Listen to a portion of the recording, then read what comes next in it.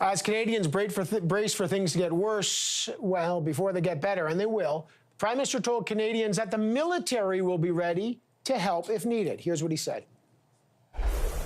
Over the past few weeks, the Canadian Armed Forces have been gearing up to support our efforts and our communities as we fight COVID-19.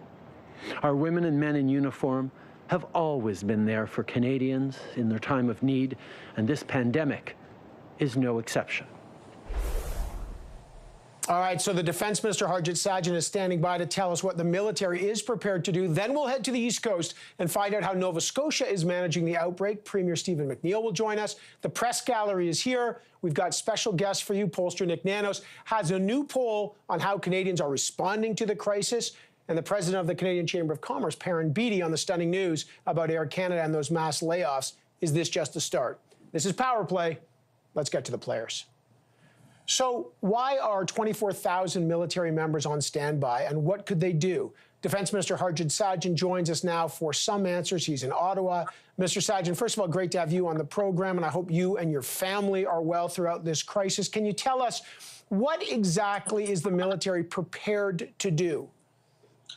Thank you, Evan. And first of all, I just want to, I'm really glad to hear that your wife is doing well.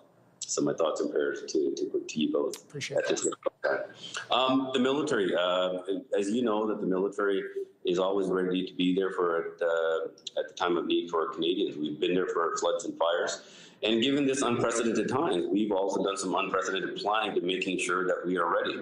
As you know, that we already have, and all with that on 24/7 notice, the units are always on standby across the country. But what we've done now is built around that, our COVID-19 response. So we're able to respond directly for any type of emergency. We can respond to floods and fires as well, but also to respond to remote communities up in the Arctic. And we have all our three services, the Army, Navy, Air Force, ready to deploy. Mr. Sajjan, how will you make sure that members of our military who are doing extraordinary work are not also going to be caught with COVID-19 that could, of course, really run right through that force? How do they have social distance and physical distance and keep themselves safe? That's a very good question, Evan. And one of the things that we did, General Vance gave the order very early on during this crisis to making sure that we did physical distancing, made sure some people could work from home, and went to minimal manning so that the force could remain healthy so that we could actually respond. And that's what the posture that we're in now. And the planning that we have done is not only that we're able to respond, that we're able to respond in a COVID-19 environment. Three priorities that have set out. The first priority is to making sure, like, how do we, as Canadian Armed Forces, can prevent the spread of the virus? Second priority is to be able to support vulnerable communities, especially up in the North and the Arctic and Indigenous communities. And third, logistical support directly to provinces, territories, and municipalities if needed. And based on that, that's the work that's ongoing right now. I mean, I guess the last two questions on the military. Do you guys have enough test kits? There's been a real shortage of test kits, to test who's got it. Does the military have enough test kits? And how do you decide what the military gets and what our frontline workers get? So first of all, when it comes to the military, we do have the appropriate medical equipment for our troops so that we can actually respond. We always plan out for a certain duration.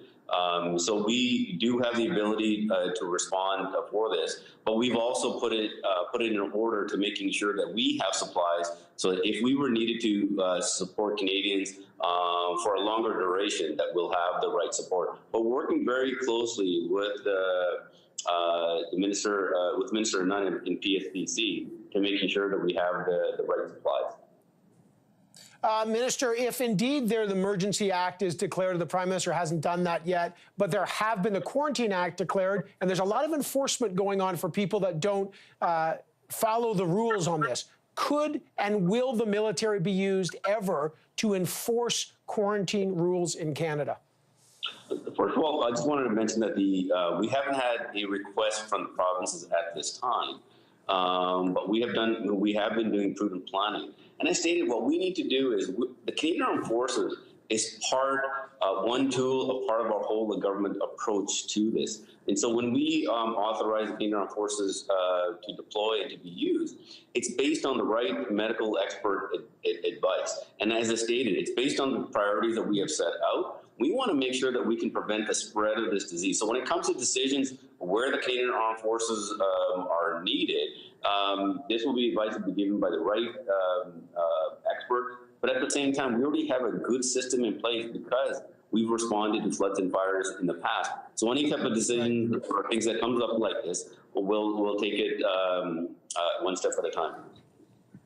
The Prime Minister today outlined details of who's eligible for the aid package. If there's a business that has at least a 30% drop in revenue, people will be eligible for up to $847 per week, 75% of the salary.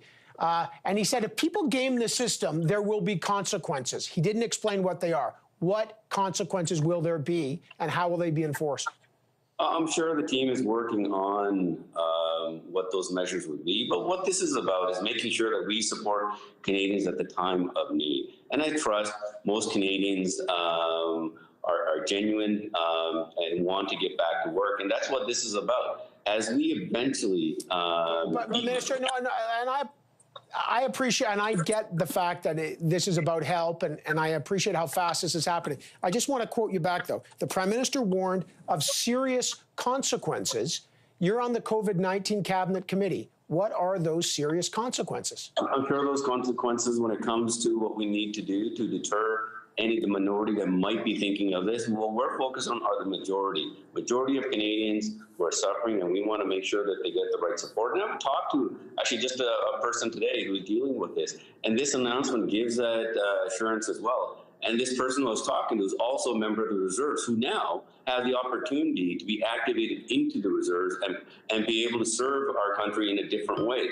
And that's what we're doing right now. All reservists who have the ability to be able to volunteer and step forward will be getting a full-time contract for the duration of this crisis. And so we're taking every measure, not only to provide the right support for Canadians, but also to have the appropriate response to deal with this threat in a professional manner so that we can stop the spread of this very quickly. I agree with that. My question was, what exactly are those serious consequences? And I didn't get an answer, but I'll leave it there. Just before, quickly, I'll let you go. Air Canada has just announced 15,000 people will be temporarily laid off. The Prime Minister earlier today said the whole point of the aid package is so these layoffs don't have to happen. Does this aid package apply to big companies like Air Canada? I mean, those are the things that we're working out. It applies to various companies, but I also just want to take this opportunity. As you know, that the Canadian Armed Forces, our Air Force, is also recruiting pilots as well. And so we will be able to take an opportunity to provide support directly to some of those pilots, especially some Air Force pilots who are already qualified on our aircraft. All right, Minister, I got to leave it there. Listen, I really appreciate your time. Every day's busy. A lot of focus on the military today. Thank you, sir. Appreciate it. Take care of yourself. Great. Thank you very much. Be safe.